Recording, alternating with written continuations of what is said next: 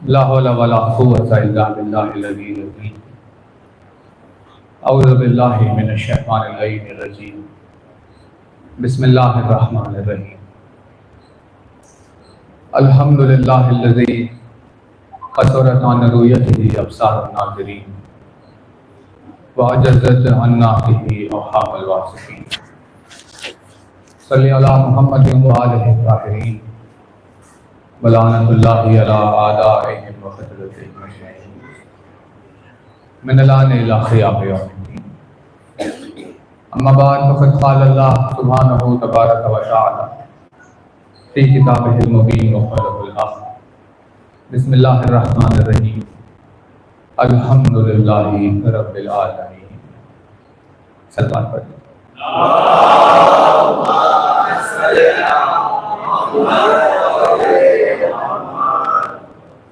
फरमाया साहिब आज़म मुद्दरजात अल्फाज ने, फरमाया मालिक मोजिज़नुमा अंदाज ने, फरमाया मौलाए कायनात अमीरुल मोमिनीन हज़रत अली इब्न अबी तालिब,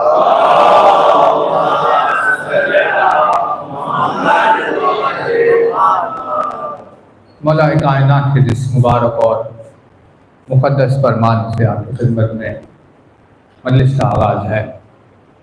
अपनी इस बेमिसल बेनज़ीर हदीस में मौलाए कायनात ने अपने चाहने वालों को वो ज़रिया बताया, अपने चाहने वालों को उस वसीले से आगाह किया कि जिसके ज़रिए से कोई बंदा अपने परवरदिगार से क़रीब होता है। तवज्जुहात रहे, इस फरमान से आगाज़ आपकी खिदमत में मजलिस का इसीलिए कर रहे हैं क्योंकि इसी एक लफ्ज़ के अतराफ में ये मज़मून आपकी खिदमत में आगे बढ़ रहा है।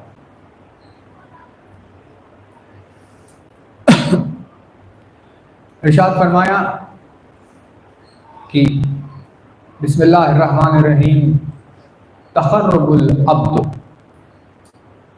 इलल्लाहि सुब्हानहु व तआला बिइख़लासिन नियति। मौला इरशाद फरमाते हैं कि किसी भी बंदे को उसके रब से तक़र्रुब हासिल करने का ज़रिया, किसी बंदे को अपने माबूद से क़रीब होने का ज़रिया उसके क़ल्ब में, उसकी नीयत में पाया जाने वाला खुलूस होता है। मौला ने इरशाद फरमाया कि अल्लाह से क़रीब होने का बंदे के पास जो वसीला है वो वसीला उसकी नीयत में पाया जाने वाला खुलूस है। इरशाद फरमाते हैं कि अपनी नीयत के इखलास के जरिए से अब्द को अपने माबूद से खुर्ब हासिल होता है। तो जो है ना, बात वाज़ेह हो रही है। एक और गलत तरीन सलवात बार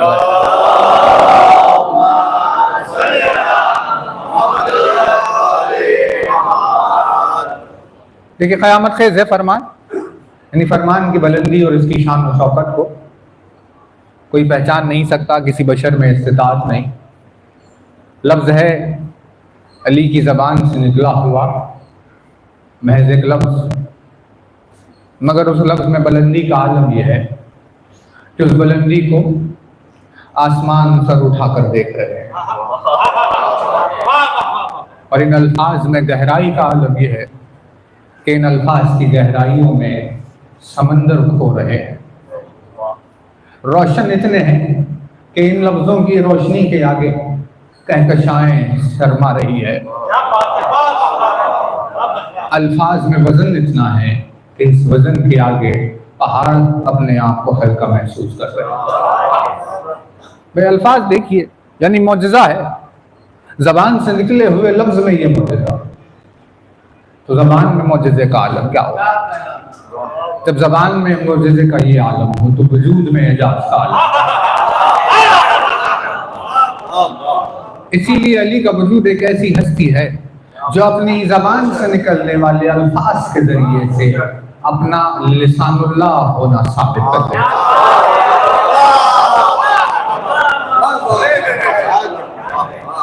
हमें फिर अब किसी किताब की, किसी तारीख की, किसी हाजत की जरूरत नहीं कि भाई कहाँ क्या लिखा है, किसने क्या कहा है, कौन सी किताब का क्या कहा है। बस एक जुमला इस अंदाज का ये दलील बन जाता है कि ये ज़बान अल्लाह की ज़बान है, सिवाय इसके कोई भी वसी रसूल नहीं हो सकता। तो अल्फाज की बुलंदी और शान और शौकत को देखिए, क्या फरमा दिया। 1400 साल हो गए, लेकिन इंसान के वजूद में ये अल्फाज और इसका असर जब तक अल्लाह की तरफ से तौफीक न शामिल हाल हो, वजूद में जज्ब नहीं होता। इरशाद फरमाते हैं, तक़र्रुबुल अब्दु इलल्लाहि सुब्हानहु व तआला बिइख़लास नियत है। कोई भी बंदा अपने रब के करीब सिर्फ अपनी नीयत के खुलूस की वजह से होता है। इरशाद फरमाया, अगर नीयतों में खुलूस न पाया जाए तो वो काबे के अंदर जाकर भी अल्लाह से दूर रहता है।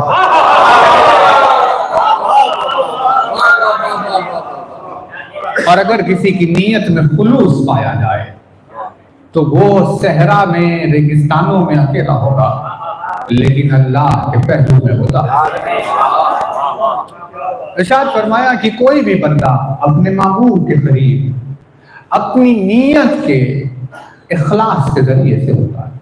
हालांकि ये मौजू नहीं है, लेकिन लफ्ज आया है हदीस में, तो हम आपसे बर्दाश्त कर रहे हैं, क्योंकि दुनिया को समझ में नहीं आया खुलूस किसे कहते, इखलास किसे कहते, क्या चीज़ है आखिर। खैर आम साद रूट है, लफ्ज बन गया खलसा, बन गया खालिस, बन गया इखलास, बन गया मुखलिस, बन गया खुलूस, बन गया। ये सब उसी रूट के अल्फाज हैं। मतलब क्या है? मतलब है, बहुत तवज्जो है, मतलब रहे कि किसी भी वजूद को अगर उसकी असली हालत पर बाकी रखने दिया जाए तो उसे इखलास कहते हैं, उसे खालिस कहते हैं। किसी वजूद को दूसरी मिलावटों से अगर बचाया जाए तो उस अमल को, उस कैफियत को खालिस कहते हैं, है ना तवज्जो? खालिस किससे कहते हैं? खालिस कहते हैं कुछ मिलने ना पाए। भाई ओरिजिनल कैसा भी होगा, जो अल्लाह ने बनाया वही खालिस है। अब उसमें हम कुछ मिला नहीं सकते। अगर आपने बाहर से कुछ भी उसमें मिला दिया तो उसका खुलूस खत्म हो गया। अगर उसमें पाई जाने वाली हकीकतों में से कुछ हटा दिया तो उसका खुलूस खत्म हो गया। किसी भी वजूद, किसी भी शय को उसकी ओरिजिनल फॉर्म में अगर रहने दिया जाए तो उसी को खालिस कहते हैं। इसीलिए पानी खालिस उस वक्त कहा जाता है कि जब पानी में मजा, रंग या बू मिली हुई ना हो। खालिस कुछ भी आपने मिलाया होगा। अब पाक है ताहिर की बहस नहीं चल रही, खालिस की बहस चल रही। नारियल का पानी आपने पिया, नारियल का पानी जो पी रहे हैं पाक है, ताहिर पानी पी सकते हैं मगर वुजू नहीं कर सकते,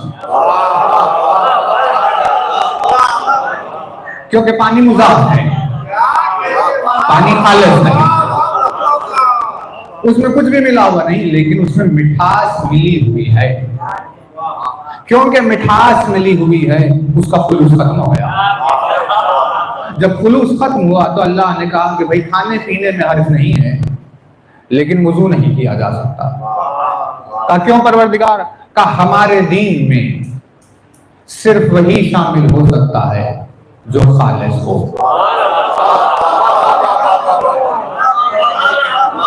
हालांकि इतनी अजीम शय पानी खालिस ना हो तो वजू नहीं किया जा सकता, दीन से बाहर हो जाता है।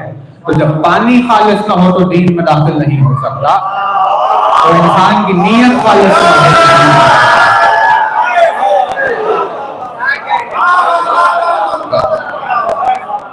खालिस एक बहस है अलग अपनी। परवरदिगार आलम ने दूध को भी खालिस कहा। इन्ना लकुम फिल अनाम लइब्रा नुस्कीकुम मिम्मा फी बुतूनिहा मिन बैन फरसिन व दमिन लबनन खालिसन साइगन लिशारिबीन। हमने तुम्हारे लिए जानवरों में बहुत सारे इबरत के मकाम रखे, उनमें से एक है कि हम उनके पेट में से तुम्हें दूध पिलाते हैं। मिन बैन फरसिन व दमिन, जो खून और फर्श यानी जो गंदगी होती है, फर्श और खून के बीच में से आता है। मिन बैन फरसिन व दमिन लबनन खालिसन साहिबल लिशारिबीन, उन दोनों के बीच में से दूध निकल कर आता है। लेकिन जब तुम देखते हो, जब वो बाहर आता है तो शफाफ और खालिस होता है, न उसमें खून का रंग होता है, ना उसमें फर्श की बू पाई जाती है, हालांकि दोनों के बीच में से गुजर रहा होता है। लेकिन अपने आप को इससे भी बचा लेता है, इससे भी बचा लेता है, दोनों से बचाकर अपने आप को खालिस बनाता है। तो साहिल ने पूछा, मौला मेरे लिए कोई नसीहत फरमाइए। मौला ने फरमाया, दूध की तरह जिंदगी गुजार ले। उसने पूछा, मौला इसका मतलब क्या होगा? जैसे दूध अपने अतराफ की गंदगियों से अपने आप को बचाकर खालिस बाहर आता है,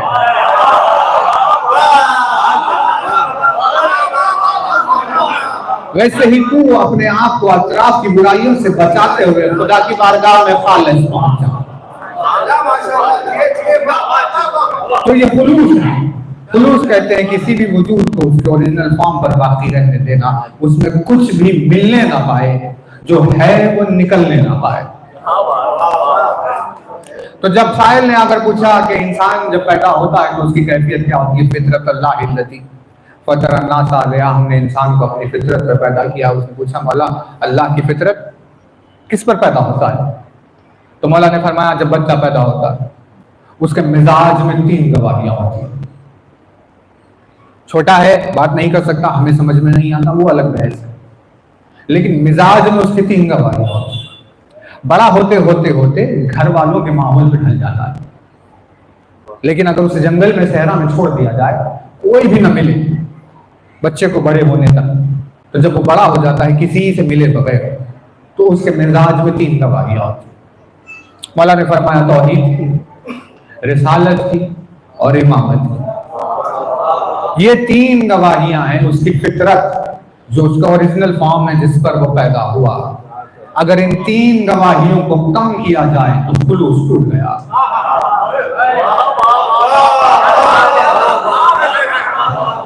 और अगर इन 3 गवाहियों को ज्यादा किया जाए तो खुलूस टूट गया। खालिस वही है जो इसी गवाही के ऊपर पैदा होता है, इसी पर जिंदगी गुजारता है और इन्हीं गवाहियों पर। तो बहरहाल देखिए, तवज्जो रहे, ये क्या है? ये सारी चीजों के दूध का खालिस होना, पानी का खालिस होना, ये वगैरह वगैरह। अब है मौजूद जो मौला ने इरशाद करना, वो क्या है? वो है नीयत का खालिस होना। नीयत का खालिस। नीयत का खालिस का मतलब नीयत में कोई भी शामिल ना हो तो उस वक्त वो नीयत खालिस है। नीयत की कुर्बतन इल्लाह। एग्जाम्पल है कि भाई घर से निकले, कहाँ जा रहे हैं? कहाँ? नमाज पढ़ के आएंगे। और क्यों कहा? अल्लाह की खातिर। मस्जिद में दाखिल हुए, 2-3 लोग और नमाज पढ़ रहे थे, 2 लोग पहचानत के थे। जैसे ही जान पहचान की सूरतें नजर आई, नीयत में हल्की सी करवट आई। कहा कि भाई अच्छा हुआ ये है, ये भी हमें नमाज पढ़ते हुए देख लेंगे।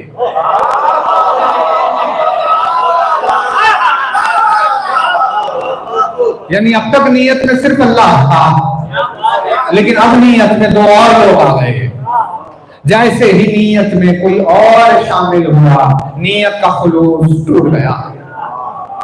मौला ने इरशाद फरमाया अब अल्लाह का कुर्ब हासिल नहीं होगा, क्योंकि तक़र्रुबुल अब्दु इलल्लाहि सुब्हानहू व तआला बिइखलास नियतिही, अपनी नीयत के इखलास के जरिए ही से अल्लाह का कुर्ब हासिल होता है। जितना ज्यादा नीयत से अपने आप को बचाएगा, दूसरों को दाखिल होने से अपनी नीयत में बचाएगा, उतना ज्यादा अल्लाह के करीब होगा। इसीलिए अमल सिर्फ अल्लाह की खातिर किया जाए, है ना तवज्जो? तो ये खालिस है। लेकिन एक किताब मजीद में सूरा है, जिस सूरे का नाम है सूरह तौहीद। सूरह कुल भी मशहूर हो गया। सूरह कुल नाम नहीं है उसका, लेकिन मशहूर हो गया। सूरह कुल सुना, फौरन में सुनाएगा कुल हुवल्लाहु अहद। हालांकि कुल से और सूरे भी है, लेकिन मशहूर ये हो गया। नाम है सूरे का तौहीद, लेकिन कुछ सूरों के दो दो तीन तीन नाम भी है। इसका एक और नाम भी है, वो है इखलास। सूरह इखलास। सूरे का नाम, जो सूरे का नाम तौहीद है, उसका एक नाम इखलास पड़ गया। रसूल अकरम ने इरशाद फरमाया, मेरे भाई अली के जितने अलकाब हैं, उन अलकाब में अली का एक लक़ब है इखलास।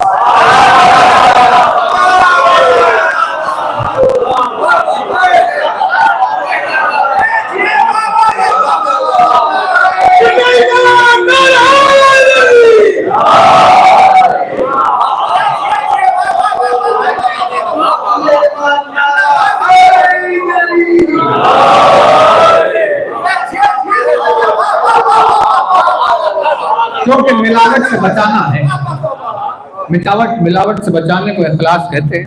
कहा भाई इनसे बचाया, उनसे बचाया, उनसे बचाया, सब चीज से बचा सकते हैं। भाई वो ना देखे, वो ना देखे, उनके सामने दिखावा ना करे, इनके सामने दिखावा ना करे, इनकी खातिर ना करे, उनकी खातिर ना करे। इससे तो ठीक है, बच सकते हैं। हालांकि जनरली बचा जाता नहीं, लेकिन बच सकते तो हैं। लेकिन ये बताइए खुद अपनी नफ्स से कैसे बचे, अपने आप से कैसे बचा जाए? डॉक्टर ने कह दिया कि भाई आपके घुटनों में बहुत दर्द है, थोड़ी सी एक्सरसाइज कर लीजिए। उन्होंने कहा ठीक है, मैं नमाज भी पढ़ लूंगा वाजिब, फिर ताक़ीबात भी पढ़ूंगा, सारी और नमाजें पढ़ लूंगा, एक नमाज भी हो जाएगी, दर्द भी कम हो जाएगा। तो अब नीयत में कोई दूसरा शामिल नहीं है, लेकिन खुद शामिल है।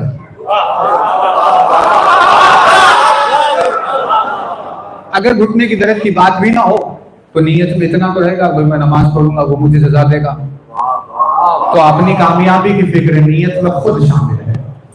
मतलब बशर सबसे बच सकता है, लेकिन अपनी खुद की नफ्स से नहीं बच सकता।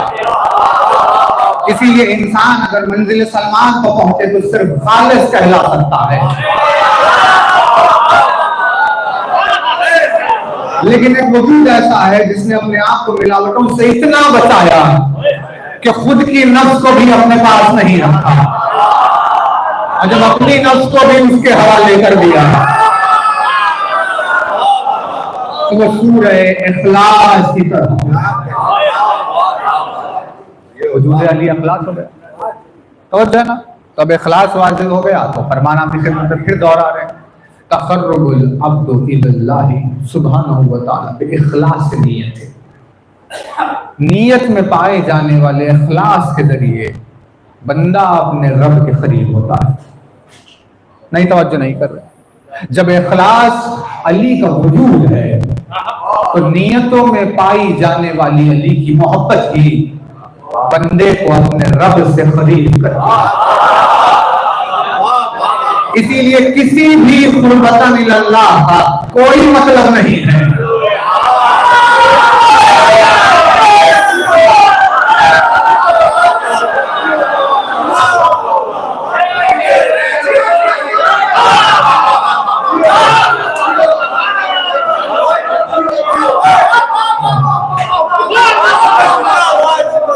किसी भी कुर्बतन इल्लल्लाह का कोई मतलब नहीं जब तक कि उसमें अली शामिल न हो।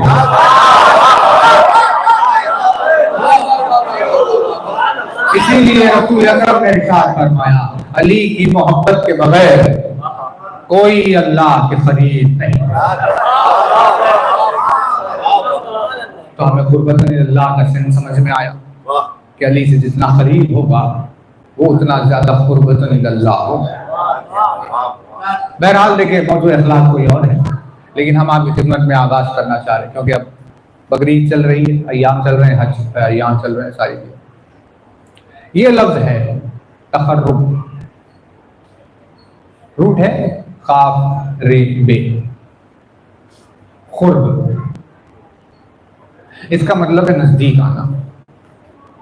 इसी से लफ्ज बना खुर्ब, इससे लफ्ज बना करीब, इससे लफ्ज बना तकर्रुब, इससे लफ्ज बना कुर्बतन, इसी से लफ्ज बना कुर्बान, इसी से लफ्ज बना कुर्बानी, है ना। कुर्बानी दी जाएगी अब 2 दिन में, लेकिन क्या है कुर्बानी? किसी बकरे को ज़िबह करने को कुर्बानी कहा जाता है? कुर्बानी किसे कहते हैं?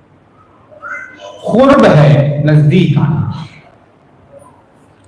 जब किसी की नजदीकी की खातिर, किसी से नजदीक आने की खातिर जब कोई अपनी नफ्स को मारता है, उस अमल को कुर्बानी कहते हैं।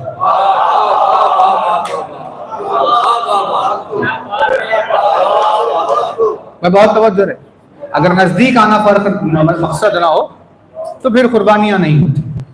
कुर्बानी कहते हैं उस अमल को जिसमें किसी से करीब आने की नीयत से जब कोई अपने आप को मारता है तो उस अमल को कुर्बानी कहते हैं। फिर बाप ऑफिस से निकला तो दिन भर का काम किया हुआ था, सारी चीजें थी, थका हुआ था।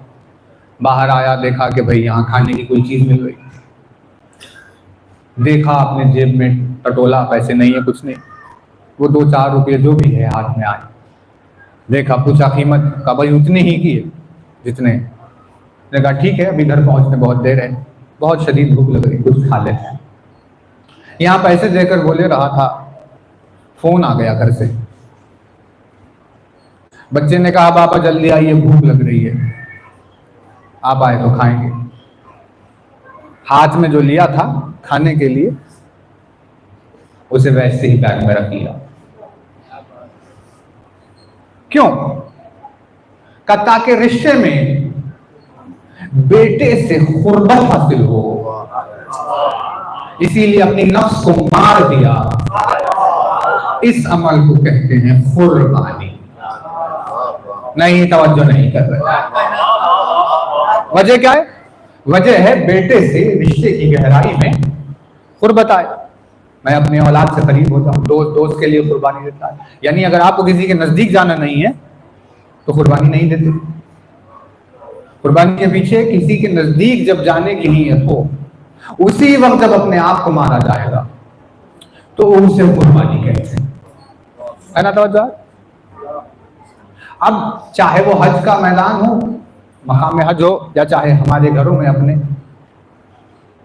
ज़िबा कर, ईद उल ज़ुहा के रोज कोई बकरे को ज़िबा कर रहा हो, कुर्बानी नहीं है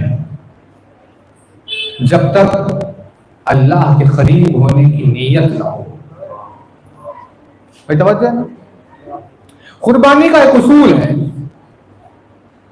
कुर्बानी के इस उसूल में कभी भी सामने वाला तकाजा नहीं करता। बहुत तवज्जो रहे, ये रूल है, फितरत है, ये फितरत। कुर्बानी देने वाला अपनी तरफ से देता है, यही है ना। कभी कोई कहेगा नहीं, लेकिन ये फितरत में कंधा होता है।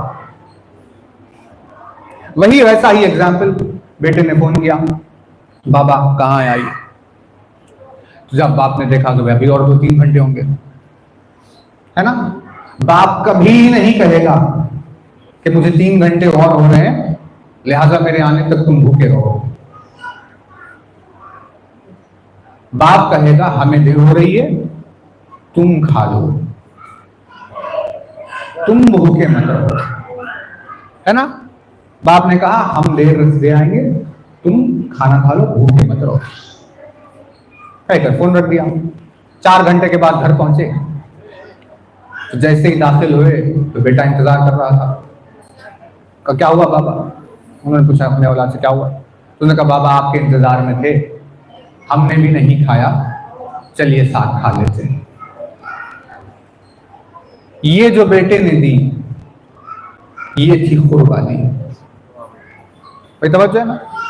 तो अब बाप डांटेगा नहीं कि तूने मेरी नाफरमानी क्यों की।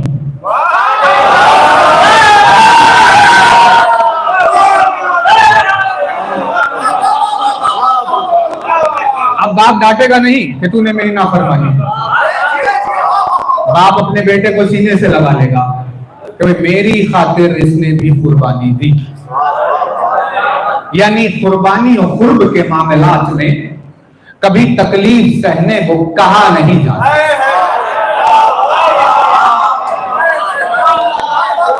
वो अपनी तरफ से खुद करता है जिसे किसी के करीब आना हो, है ना तवज्जो। अब ये किताब है, इस किताब में इरशाद फरमाया जअलना लैला सुबाता, हमने रात को जअलना नहारा माशा व जअलना लैला लिबासा, हमने दिन को काम का वक्त बनाया, रात को सोने का वक्त। ये कुरान का उसूल है ना, दिन काम के लिए, रात सोने के लिए। का नींद आ रही है रात में सो जाओ, तो रूल बन गया कि भाई रात में सोना चाहिए, सब सो रहे थे। फिर इसी किताब में कुछ बंदों की तारीफ की, कहने लगा कुछ हमारे बंदे ऐसे हैं जो रात में जब सारी दुनिया सोती रहती है तो वो जाग कर हमारी इबादत करते हैं। परवरदिगार तूने तो कहा था रात सोने के लिए, फिर ये जो जाग रहे हैं इनको तो डांटना चाहिए था। कहा डांटेंगे नहीं, क्योंकि उन्होंने अपनी नींद को कुर्बान कर दिया हमसे करीब आने के लिए, हमारी मोहब्बत में नहीं। इसलिए डांटा नहीं जाएगा, उनकी तारीफ की जाएगी। उनकी तारीफ में आयतें आई जिन लोगों ने अपनी तरफ से परेशानियों और तकलीफों को झेला, है ना तवज्जो। यानी कुर्ब के मामलात में उसूल यही है, जहां कोई मोहब्बत रखने वाला दूसरे से तकाजा नहीं करता, बल्कि वो दूसरा अपनी तरफ से कुर्बानी देता है, जिसकी बाद में तारीफ की जाती है। क्योंकि उल्फत वो मांग कर लिया नहीं जाता, उल्फत तो अपनी तरफ से होती है।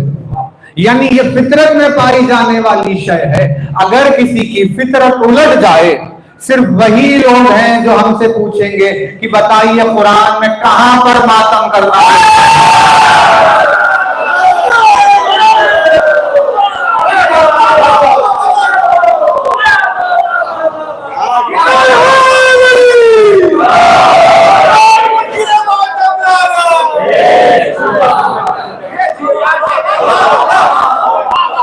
यानी आपका सवाल खिलाफ फितरत है। अल्लाह किसी से नहीं कहेगा कि रात में जाकर मेरी इबादत करो, वो कहेगा रात सोने के लिए, लेकिन जो अपनी तरफ से जाग रहा है वो उनकी तारीफ करेगा। वैसे ही बाप बेटे से कभी नहीं कहेगा मैं आने तक तुम भी भूखे रहो, लेकिन अगर भूखा रहेगा तो जाकर उसे सीने से लगाए। वैसे ही हुसैन कभी नहीं कहेंगे कि मेरे लिए मातम करो।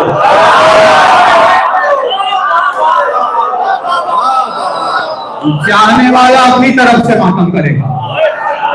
हुसैन ने तो ये कहा था कि देखो जो मेरे साथ रुकेगा वो कल खत्म हो जाएगा, इसीलिए जो जाना चाहता है चला जाए। अब जब जाने में शर्मिंदगी महसूस कर रहे थे तो चिराग को बुझा दिया कि भाई आंखों के सामने न जाने पाए, लिहाजा अंधेरे में चले जाओ। ये है हुसैनियत की तरफ से इनायत। किसी को रोका नहीं, लेकिन अब रुकना मवद्दत का तकाजा था। तो अब जो रुक गए उनके लिए 1400 साल से कहा जा रहा है अस्सलामु अलैकुम या अंसार दीनिल्लाह। भाई बात वाजिब, यानी आपका सवाल ही बेसलेस, कभी कहा नहीं जाएगा, ये तो उल्फत की बहस है। और तवज्जो रहे, तो खुर्ब के माना क्या है? खुर्ब के माना है किसी से नजदीक आने के लिए। जब हम अपने आप को मारते हैं तो उसे कहते हैं कुर्बानी, उसे कहते हैं कुर्बानी। कुर्बानी इसे नहीं कहते कि बकरे को ज़िबा कर दिया, उसका खाना पकाकर खुद खा लिया और बाहर निकल कर लोगों से कहने लगे कुर्बानी लेकर आ रहे।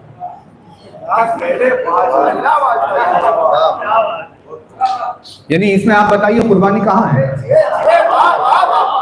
तवज्जो है ना, यानी इस लफ्ज को किस कदर तब्दील कर दिया गया, माना को किस कदर उलट दिया गया।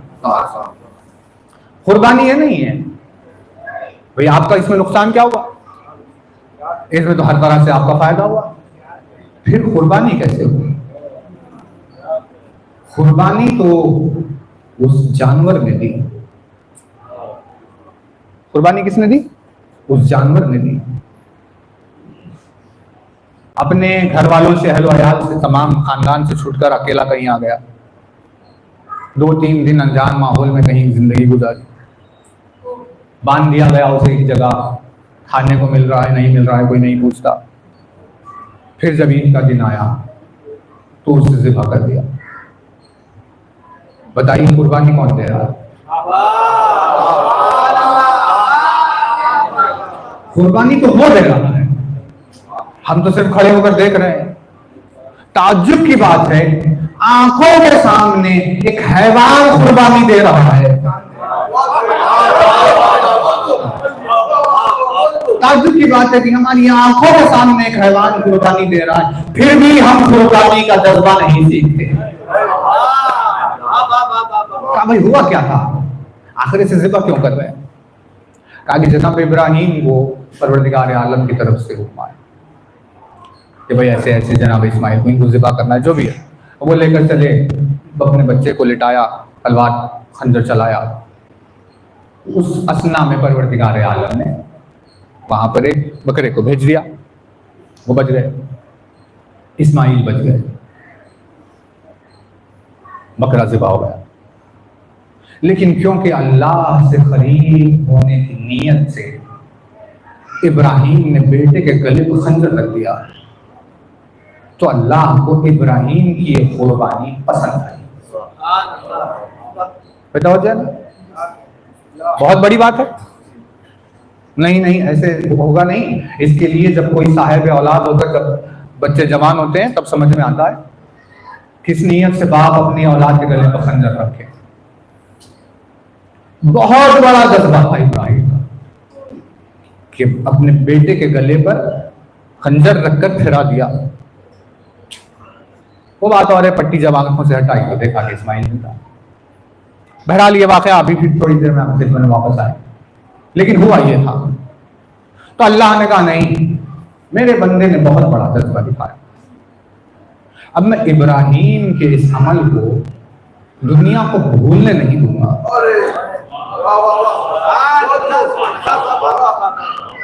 लिहाजा उसकी याद की ताजगी की खातिर हर साल तुम्हें उस ईद के रोज हैवान को ज़िबा करना होगा। है ना तवज्जो? यूं चला, लेकिन यह कुर्बानी जान के बचने से खत्म हुई, जो है तमहीद, और जो असल किताब है वो कुर्बानी है करबला, जो मजमून असल है वो शहादतों से मंजिल इमाम तक पहुंची। यानी फर्क देखा जाए तो हमें पता चल रहा है इस्माइल के लिए इब्राहीम का बहुत बड़ा जज्बा था, मगर इस्माइल बच गए। लेकिन वलवला हुसैन का, ठीक है देखिए कंफ्यूजन बाद में हो जाएगा। बाप तो यानी नबी खुदा अल्लाह के अमर पर अमल करने के लिए रख रहा है खंजर, लेकिन वो बाप के दिल को भी देख रहा है, क्योंकि बाप का दिल टूटा जा रहा था। इसीलिए बाप के दिल के इस्तेहकाम के लिए उसने इस्माइल को जिंदा रखा। समझ जाए ना? लेकिन जिंदा रखा क्यों? कहा भाई जब आपको कुर्बानी चाहिए नहीं थी तो फिर बचाया क्यों, है ना सवाल। या जिबा करने के लिए ना कहते, या कहा तो फिर जिबा होने देते। जिबा करने के लिए भी कहा, बाद में बचा भी दिया। क्योंकि दो चीजें हो रही थी। जिबा करने के लिए अल्लाह का नबी चला, लेकिन दिल की कैफियत और हाथ के चलने से बाप की मजबूरी समझ में आई, क्योंकि उसकी निगाह नियतों पर होती है। इसीलिए बाप के दिल की कैफियत पर रहम करते हुए उसने इस्माइल को बचा दिया, क्योंकि नबी आगे बढ़ा हुआ था और बाप तहम्मुल कर रहा था। ये वजह थी कि इस्माइल बच गए। लेकिन अगर नीयत में बाप के इस मिजाज पर बंदगी वाले बन जाए और औलाद की कुर्बानी के लिए सिवाय अल्लाह के और उसकी रजा के और कोई नीयत में खुलूस ना हो, तो उस वक्त कुर्बानी पेश होती है। और मैदान करबला में वही हुआ कि हुसैन के कल्ब में ऐस हुसैन जैसा बाप, लेकिन अल्लाह की मोहब्बत इतनी गालिब रही कि कुर्बानी हो गई। यानी हुआ ना, इस्माइल बच गए और शहादत ले ली अकबर। अब हमें कुरान से समझ में आया कि हाँ, अल्लाह कुर्बानियों को याद रखता है। इस्माइल इब्राहिम की कुर्बानी की याद चलते चलते आ गई बात इसी बकरे पर। ईद का दिन आया, जनाब इब्राहिम का वाक़या ताज़ा हुआ। वो इस्माइल जो बच गए, उनके नाम को जिंदा रखने की खातिर एक बकरे में इतना वल्लभा है कि हर बरस अपने गले पर खंजर चलवा लेगा।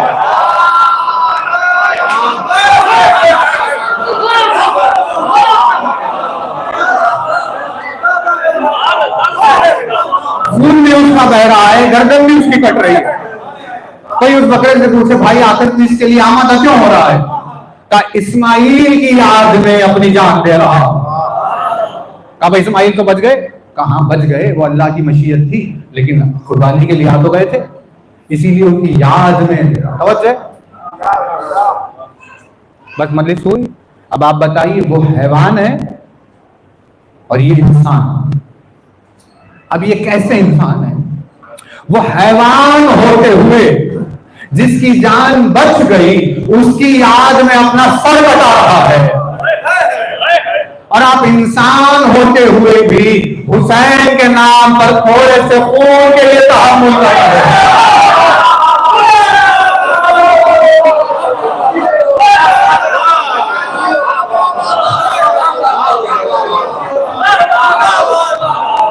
जो बच गए उनकी याद में वो अपने अपना सर बचा दिया, और जो शहीद हुआ उसकी याद में आप इंसान होकर भी मातम करने से पीछे हट रहे हो।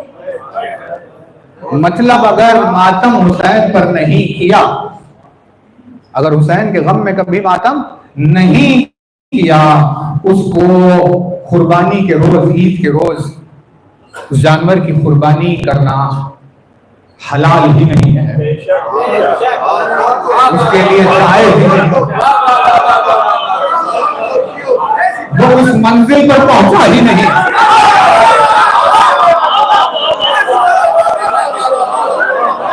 जहां जाकर कुर्बानी दे, भाई दुनिया में यूं चलेगा, जैसे आज दिन में जो बहस हो रही थी, दुनिया में ये चलेगा कि भाई 25 साल के का नमाज वाजिब है, लेकिन पता चला नमाज तो उस वक्त वाजिब है जब अक्ल हो। अगर 25 साल हो गए और अक्ल ना आए तो वो पढ़े जा रहे हैं, वो ठीक है, उनकी मर्जी, लेकिन अभी वो क्वालिफाई नहीं हुए।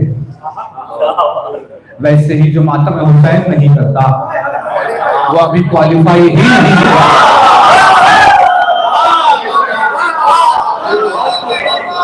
क्योंकि उन्होंने कुर्बानी को समझा ही नहीं कि कुर्बानी क्या है। भाई सारी मशक्कतें, मुसीबतें उस हैवान ने उठाई और आपके लिए सिर्फ इत्मीनान और आराम ही था। फिर आपने कुर्बानी कैसे दी? कुर्बानी तो उस वक्त होती जब आप भी कुछ तकलीफ बर्दाश्त करते, कुर्बानी तो उस वक्त होती जब आपको भी कुछ अजियत पहुंचती। इसीलिए उस कुर्बानी के हक को सिवाय मातमदार के कोई और अदा नहीं कर सकता। जब तक मातम के जरिए से अपने आप को अजियतें पहुंचाकर अपनी कुर्बानी की दलील नहीं देता।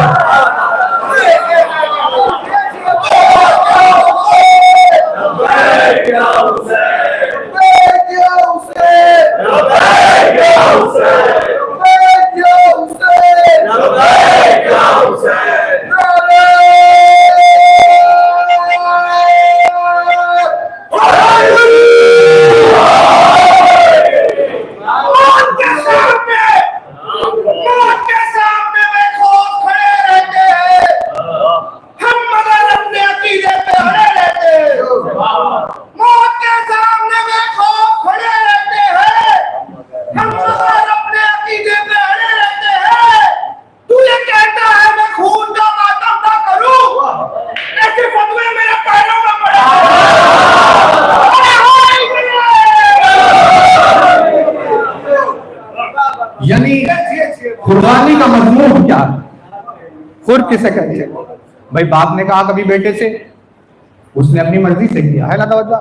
हम जबरदस्ती नहीं करते। क्या आपको कोई खींच कर ला रहा है मातम करने के लिए? भाई आप खड़े रहना चाहते हैं, खड़े रहिए, लेकिन जो कर रहा है उसकी मुखालिफत क्यों कर रहा है?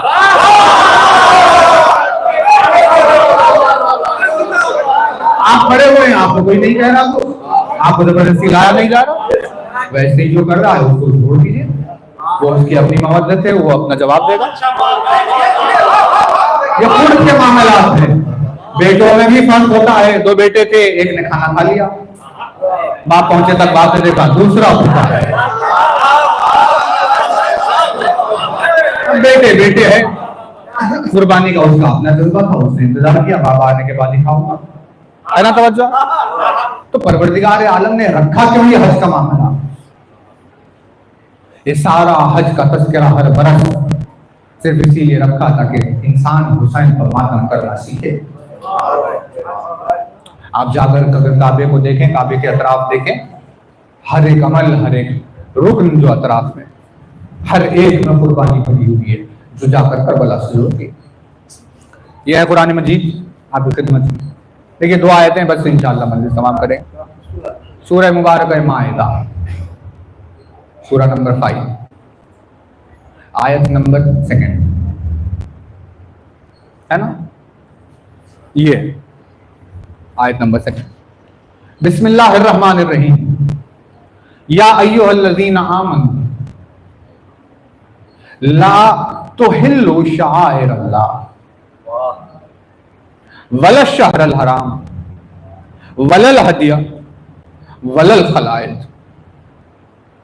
ये पूरी आयत है शहर अल्लाह पर। ए ईमान वालों, शार अल्लाह की बेहुरमती न किया करो।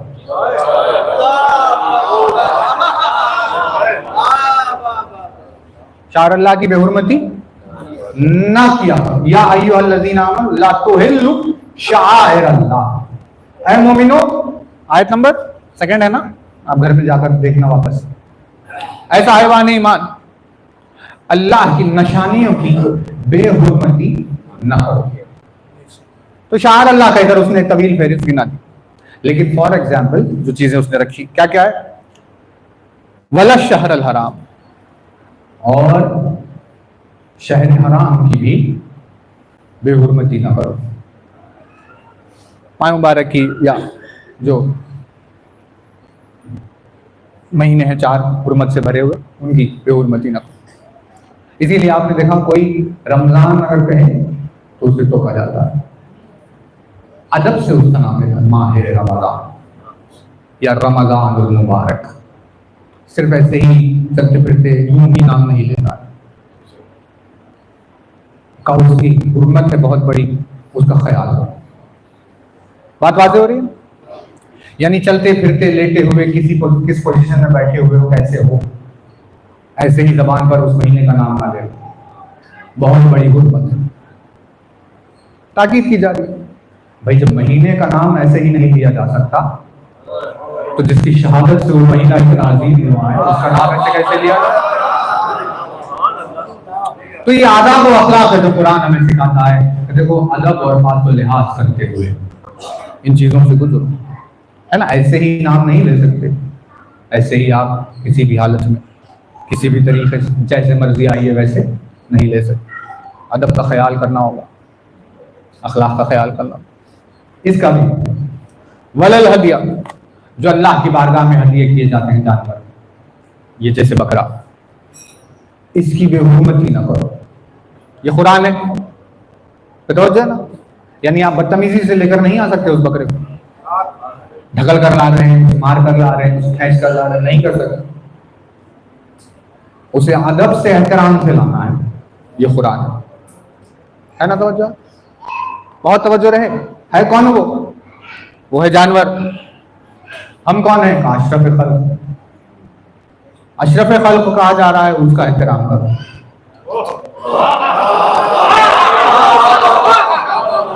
क्योंकि 2 दिन में वो कुर्बान होने वाला है अल्लाह की राह में। उसका जज्बा देखो, उसका वलवला देखो, उसके इस मकाम का लिहाज करो, उसका ख्याल करो, उसकी पासदारी करो, है ना। है तो वजह। अब ये कुरान है, इसमें कोई कुछ कह नहीं सकता।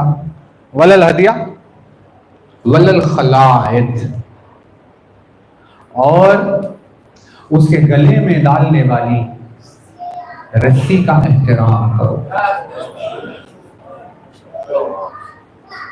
अब उस जमाने में क्या होता था, आज भी कहीं कहीं होता है कि भाई कुर्बानी होने वाली जानवर को हार पहना दिया, गले में हार। कहा क्या है इसको कुर्बानी के लिए ला, तो मार्केट से किसी ने खरीद लिया, हार है बस, अब तक उसकी कोई वैल्यू नहीं, लाकर उसे पहना दिया। नहीं, तवज्जो नहीं कर रहे। लाकर जानवर को पहना दिया, पहनाते ही आयत का हिस्सा हो गया। और आयत कह रही थी गले में उसके जो हार है उसका ख्याल करो, उसका एहतराम करो, उसकी बेहुरमती न करो, जो उसके गले में हार बांध दिया गया। तो अब होता क्या है, जैसे हमारे घर में होता है, बहुत सारे घरों में ऐसे होता है कि भाई जो बकरे को बांधने की रस्सी होती है वो एक अलग मखसूस होती है। घर में आप लेकर आए, गले को गर्दन को बांध कर किसी एक जगह बांध दिया, फिर वो बंधा रहता है। कुर्बानी जब हो जाए तो फिर वो रस्सी को रख दिया जाता है, फिर वो रस्सी साल भर दिखाई नहीं देती कहाँ है। फिर जब बकरा आता है फिर उसको निकालते हैं, तो होते होते वो रस्सी महसूस हो गई। अब ये सिर्फ बकरा बांधने के लिए ऐसे उससे गला बांध, तो वो रस्सी इस आयत का हिस्सा, आयत नंबर 2 है ना, सूरह मायदा आयत नंबर 2, उसका हिस्सा बनकर का। देखो उसकी हुर्मत का ख्याल रखो, उसकी पासदारी करो। का क्या परवरदिगार का हमारी राह में कुर्बान होने वाले जानवर के गले में बांधी जाने वाली रस्सी का ख्याल करो, उसकी इज्जत और तकरीम करो। हम देख रहे हैं तुम्हारी कीमतों में उसके लिए कितना एहतराम है नहीं। यानी कुर्बानी का मजमून ही उनको समझ में नहीं आया। इस आयत में परवरदिगार आलम की लताफत ही उनको समझ में नहीं आई। जहां जानवर के गले में बांधी जाने वाली रस्सी के एहतराम के तकाज़े अगर समझ में आ जाते तो फिर कोई दुनिया में हुसैन के अलम पर बांधे जाने वाले का सवाल नहीं होता।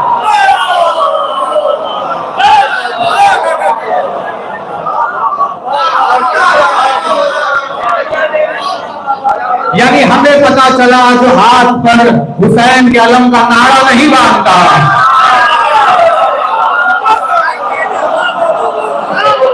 वो जानवर को कुर्बान करने के लिए क्वालिफाई ही नहीं हुआ।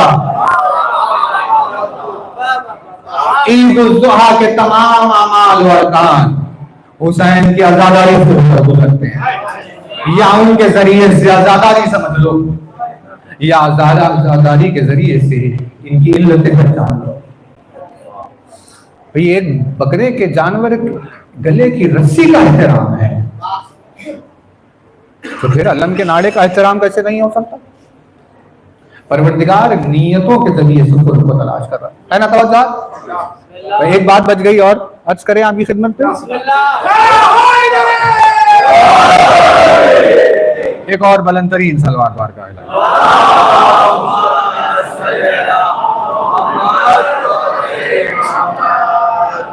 एक बुलंद तरीन सलवात और बारगाह इलाही।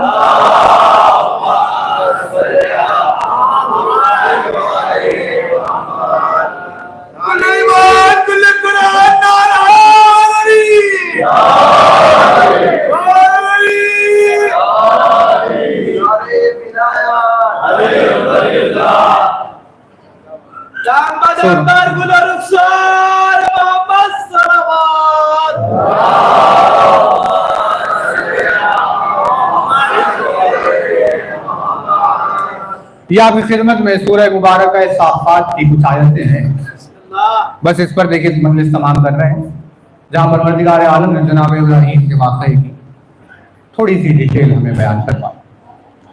आगाज है आयत नंबर 83 से लेकर 101 तक, 105 तक यही कुर्बानी का तज़किरा चल रहा है। बहुत तवज्जो रहे। शुरू हुई बात बिस्मिल्लाहिर्रहमानिर्रहीम, आयत नंबर 83। जनाब नूह का वाक़या है इससे पहले, उसके बाद शुरू हुई यह आयत। व इन्ना मिन शीअतिही लइब्राहीम, और उसके शीयों में से एक तो इब्राहीम है।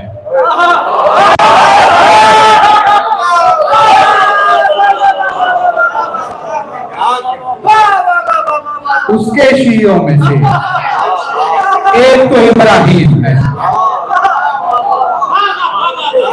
यूं परवरदिगार आलम ने दावत फिक्र दे दी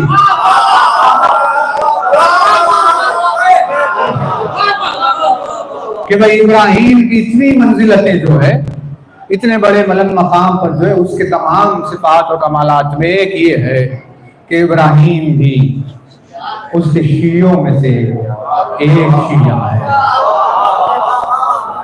आसमानों के सफर पर जब चले तो वहां पहुंचने के बाद अर्श के करीब में बेशुमार चमकते हुए सितारे देखे।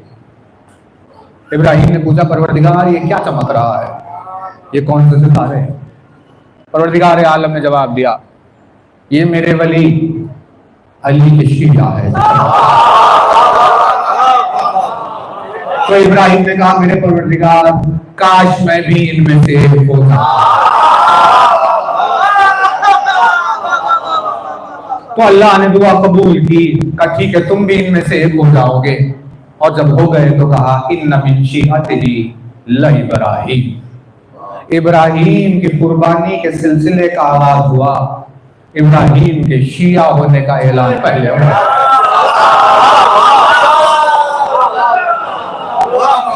यानी बात तमाम हो रही है, अली के शियों के अलावा ईद उल जुहा कोई और मना ही नहीं सकता।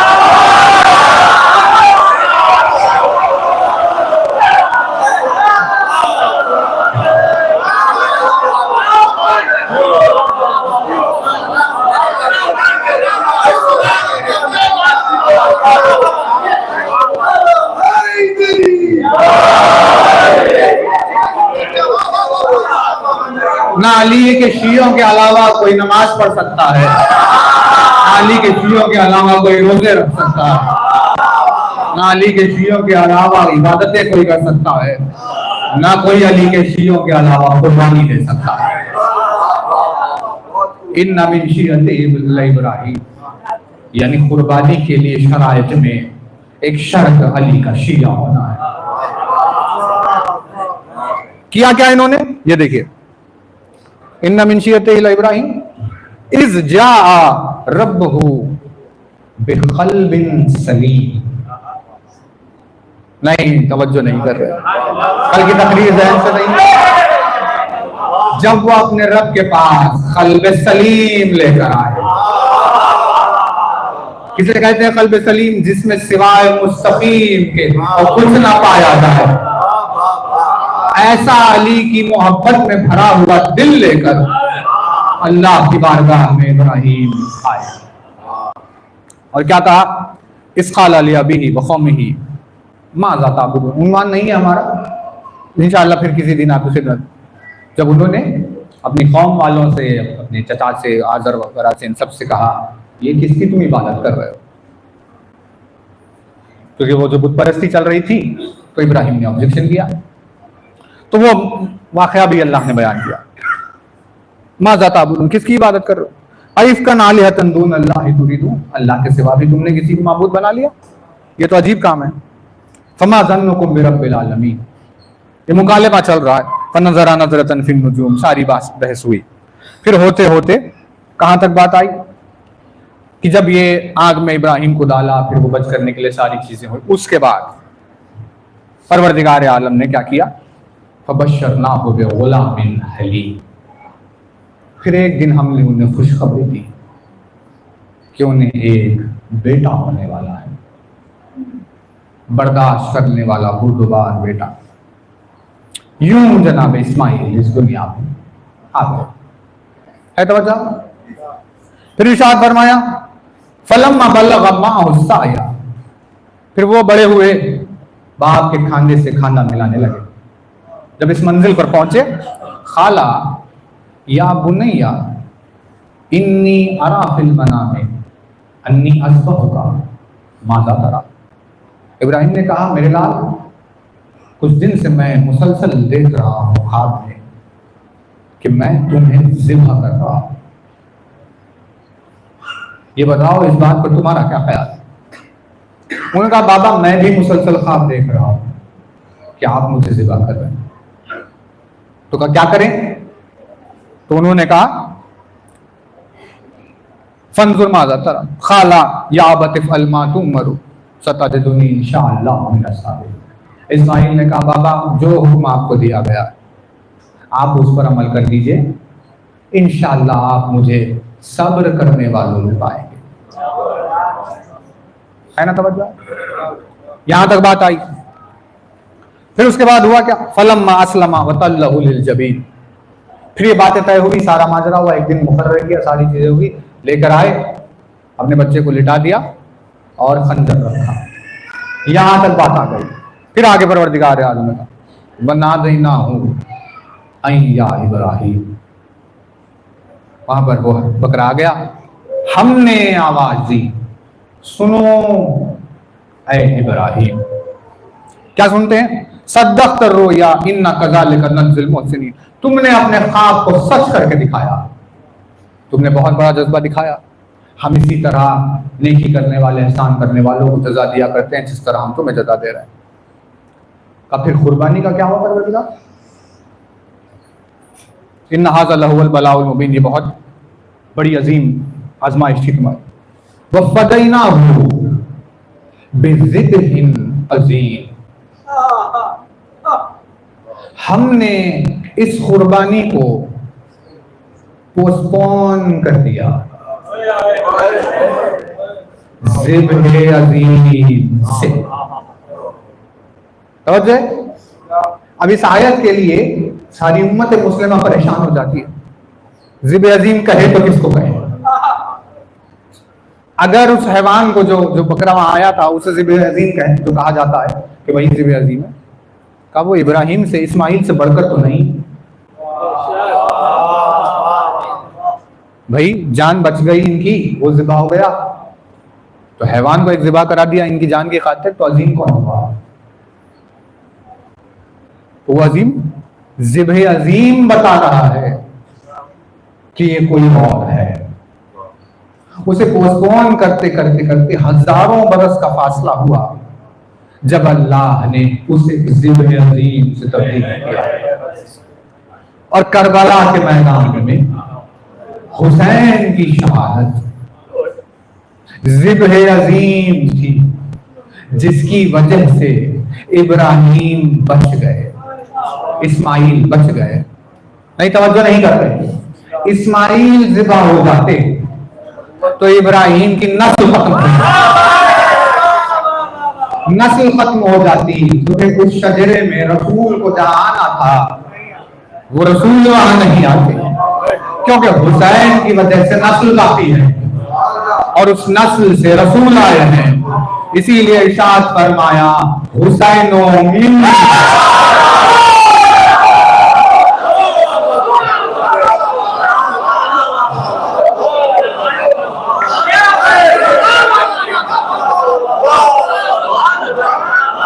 वो अना मिनल हुसैन। अरे भाई, नवासा नाना से हो सकता है, ये समझ में आता है, लेकिन नाना नवासे से कैसे हो सकता है? हजारों साल पहले इस्माइल को बचाकर रसूल के शजरे का हुसैन ने एहतमाम किया। रसूल अकरम ने कहा अना मिनल हुसैन, मैं हुसैन से। तवज्जो है ना भाई? अब देखिए, बस ये यानी कंक्लूजन सब आहिस्ता आहिस्ता खिदमत में आ रहे हैं।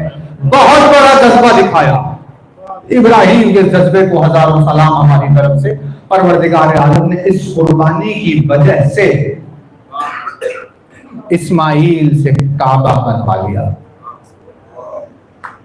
यानी काबा बनाने की खातिर जो कुर्बानी दरकार थी वो इब्राहिम ने दी। बहुत बड़ी कुर्बानी थी, काबा बना लिया।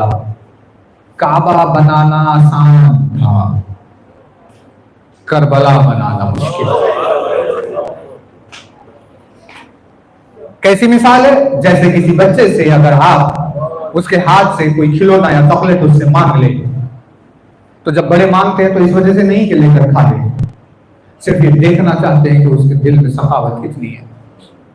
जब वो हाथ बढ़ा कर देता है तो कहते हैं नहीं नहीं रख लो, वापस दे देते हैं। यह कुर्बानी है इब्राहिम। जहां परवरदिगार आलम ने मांगा, जब उन्होंने देने की कोशिश की तो कहा नहीं रख लो। और जहां एक सर का वादा था वह 72 देंगे। ये है हुसैन। यानी लेकर जो दे दिया तो इब्राहिम बन गए। अल्लाह ने लेकर दे दिया तो ये इब्राहिम है, और हुसैन ने लेकर दे दिया, हुसैन हो गया। काबा बनाना आसान अमल हो गया, करबला बनाना बहुत मुश्किल। इब्राहिम मंजिलत पर बड़ी पहुंचे, अल्लाह का घर बनाया जो बिनाए तौहीद थी, आगाज तौहीद। करबला का मैदान हुसैन ने बनाया जो हिफाजत तौहीद है। यानी हमें बात समझ में आ रही है कि हाँ, ईद कुर्बान किसकी खातिर अब तक बाकी रखी गई? वो शहादत हुसैन। हुसैन की शहादत की याद की तमहीद यहां से शुरू होती है। इसीलिए 10 ज़िलहिज को ये और 10 मुहर्रम को। परवरदिगार इज्जत व ईमानी को आपके सलामत रखे। बस 1-2 बातें और है आपकी खिदमत में अर्ज कर गए, कल इंशाअल्लाह आखिरी मजलिस होगी। आज का ये रोज क़यामत का गुजरा, अली के चाहने वालों के ऊपर बड़ी मुसीबतों का रोज था। लेकिन ये मसाइब का सिलसिला अभी खत्म नहीं हुआ। अभी एक अजीम तकलीफ और इन पर टूटने वाली है। यानी उम्मत मुस्लिमा में ईद की तैयारियां हो रही है।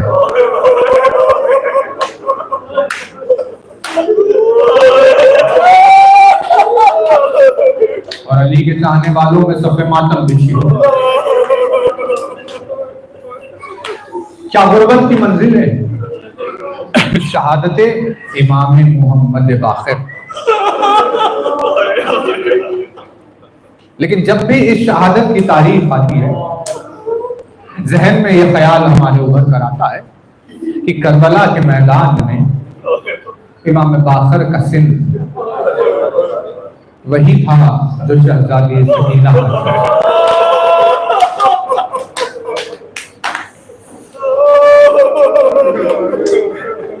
और 4 बरस का 5 बरस का ये सिन होता है, 3 से लेकर 5 बरस का सिनो साल जो बच्चों का होता है। इस सिनो साल में खास हर मुसीबत से बच्चों को दूर रहना, क्योंकि बचपन में अगर कोई मुसीबत कोई देख ले तो वो उसके दिल पर पैवस्त होता है।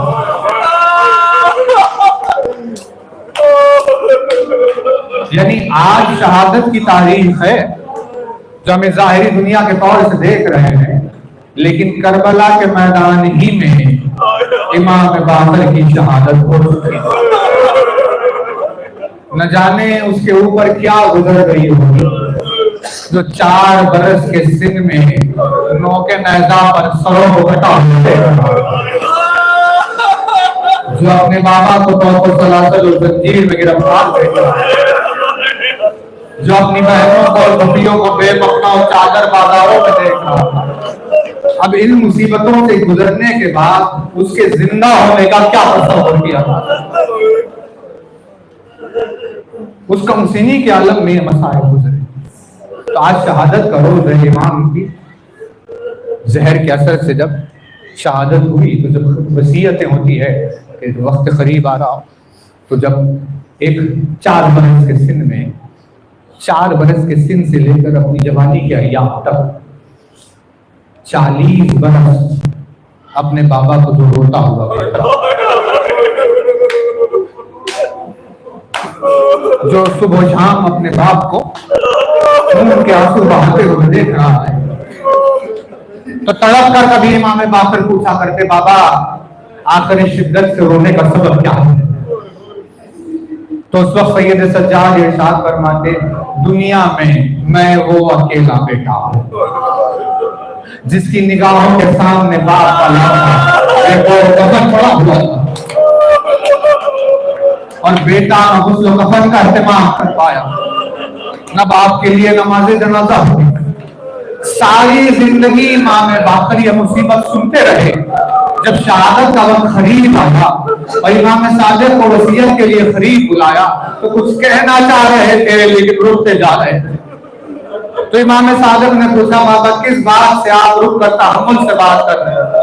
कहा, मेरे लाल मैं तुमसे कहना तो ये चाहता हूँ कि मुझे तुम गुस्ल कफन देना, तुम मेरी नमाज़े जनाजा पढ़ाना, लेकिन मेरी जबान से अल्फाज अदा नहीं हो रहे।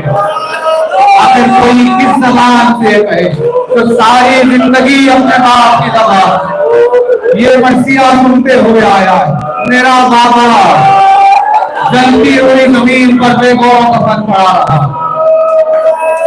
आखिर ये मसाइल सुनने वाला वसीयत करे तो कैसे?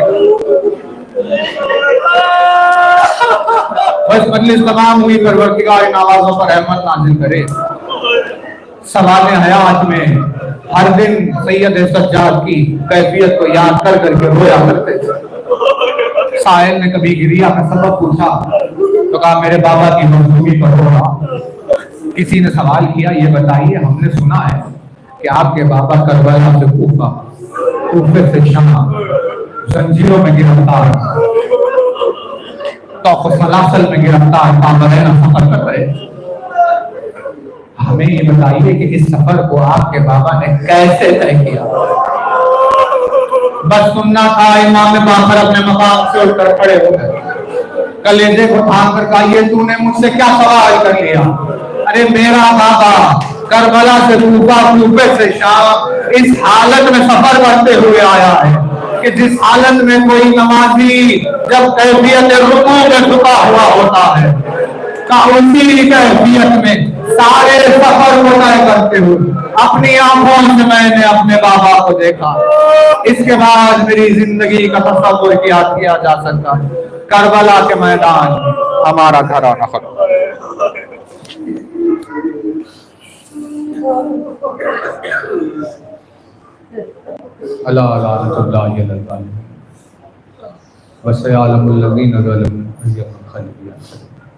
अस्सलामु अलैकुम अइम्मतल हुदा व रहमतुल्लाहि व बरकातुहू।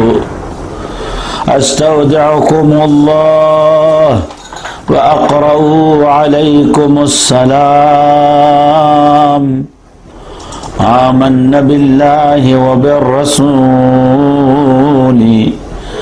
व बिमा जिअतुम बिही व दललतुम अलैहि।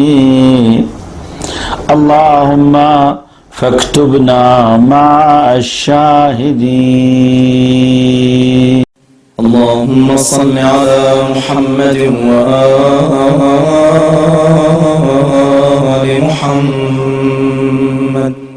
اللهم صل على محمد